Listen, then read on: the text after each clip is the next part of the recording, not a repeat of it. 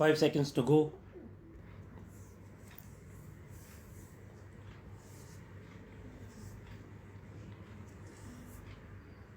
Start.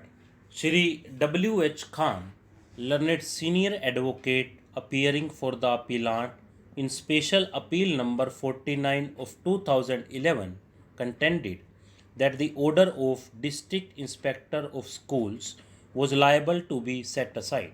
He submits that there being two rival claimants regarding elections of the Committee of Management dated 31st October 2010, the District Inspector of Schools had no jurisdiction to adjudicate the dispute, and he was obliged to make a reference to the Regional Level Committee in accordance with the government orders dated 19th December 2000 and 20th October 2008.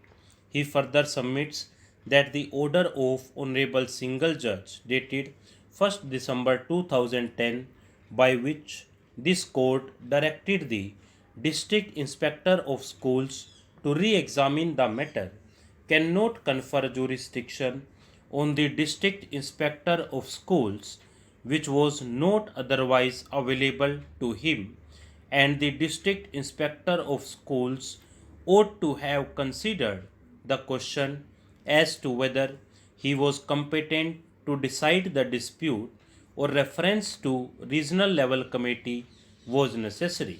He submits that the order of District Inspector of Schools dated 11th February 2011 deserves to be set aside by Honorable Single Judge, and Honorable Single Judge erred in not setting aside the said order. Shri Shashi Nandan, assisted by Shri Arun Kumar Singh, appearing for the respondents, submitted that the District Inspector of Schools had full jurisdiction to decide the dispute. He submits that according to the government order dated 20th October 2008, the District Inspector of Schools has been conferred with the jurisdiction to determine the claim of elections of Committee of Management, and the order dated 11th February 2011 was well within his jurisdiction.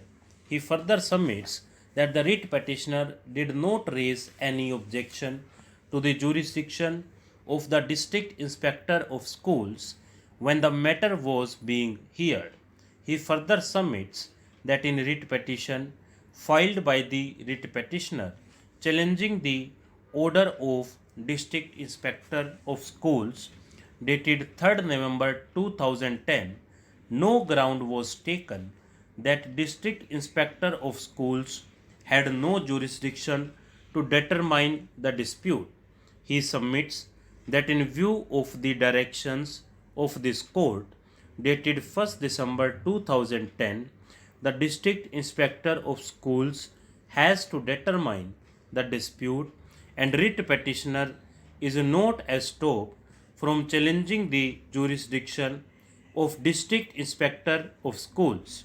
The submissions of learned counsel for the parties center around to the issue as to whether in the facts of the present case the dispute of rival claims of management could have been decided by the District Inspector of Schools, or it was necessary for the District Inspector of Schools to refer the dispute before the Regional Level Committee.